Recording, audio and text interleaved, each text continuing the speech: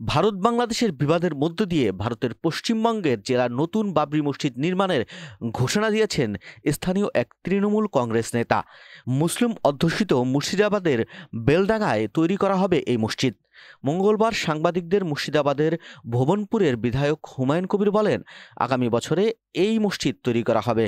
রাজ্যের 84% মুসলমানের আকাঙ্ক্ষার প্রতিফলন ঘটবে এই মসজিদে।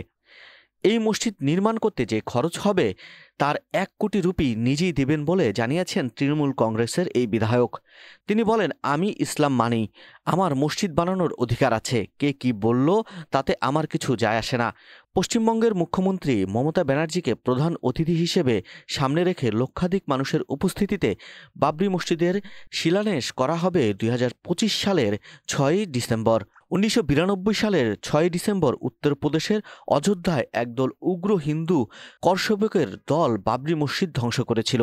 বিশ্বজুড়ে এর প্রবল প্রতিক্রিয়া হয়েছিল। সেই ঐতিহ্যবাহী মসজিদের প্রতি সম্মান জানিয়ে এই মসজিদ তৈরি করা হবে বলে জানিয়েছেন পশ্চিমবঙ্গের এই বিধায়ক। তার মতে, একজন সংখ্যালঘু মানুষ হিসেবে তিনি এটা করতে চান। এর সঙ্গে রাজনৈতিক কোনো সম্পর্ক নেই। অবশ্য কবির বিভিন্ন সময়ে নানা বিতর্কিত মন্তব্য করে প্রচারে থেকেছেন। তবে তৃণমূল কংগ্রেস বিধায়কের এই ঘোষণার তীব্র সমালোচনা করেছেন বিভিন্ন রাজনৈতিক দলের নেতারা। তৃণমূল কংগ্রেস অবশ্য এই মসজিদ তৈরির ঘোষণা থেকে দূরত্ব বজায় রেখেছে। বিজেপি নেতা ও রাজ্য বিধায়ক বিরোধী নেতা শুভেন্দু অধিকারী বলেন, এই ধরনের ঘোষণা আসলে রাজনৈতিক স্বার্থে মুসলিম সম্প্রদায়ের মেরুকরণের চেষ্টা। তার মতে, এই ধরনের উস্কানিমূলক মন্তব্যের মাধ্যমে তৃণমূল কংগ্রেস আগুন নিয়ে খেলছে। কংগ্রেস নেতা অধীর চৌধুরী বিধায়কের ঘোষণাকে দায়িত্বজ্ঞানহীন ও বিভেদমূলক বলে অভিহিত করেছেন। এদিকে তৃণমূল কংগ্রেস বিধায়কের মসজিদ নির্মাণ ঘোষণার পাল্টা হিন্দুবাদীদের পক্ষ থেকে মুর্শিদাবাদে একাধিক রাম মন্দির নির্মাণের ঘোষণা দেওয়া হয়েছে।